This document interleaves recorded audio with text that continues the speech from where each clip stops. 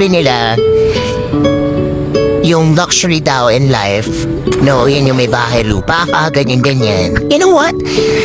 The most luxurious thing that you'll ever have in your entire life is peace. Yan ang pinaka hindi mabibili ng pera kahit kailan. Pero it's something super duper valuable and super duper important. And no amount of money can buy that. Yung kapayapaan sa puso't isipan. Walang permanente sa mundo.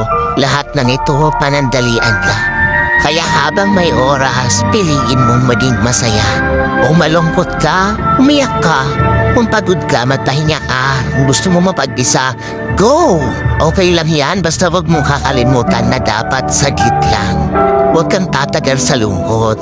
Maikli lang ang buhay, kaya hanggat may araw pa, bangon agad at balik sa pagiging masaya.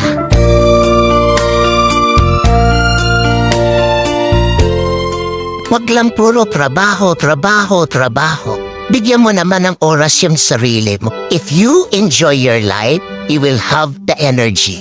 People should eat and drink and enjoy the fruits of their labor because these are the gifts from God.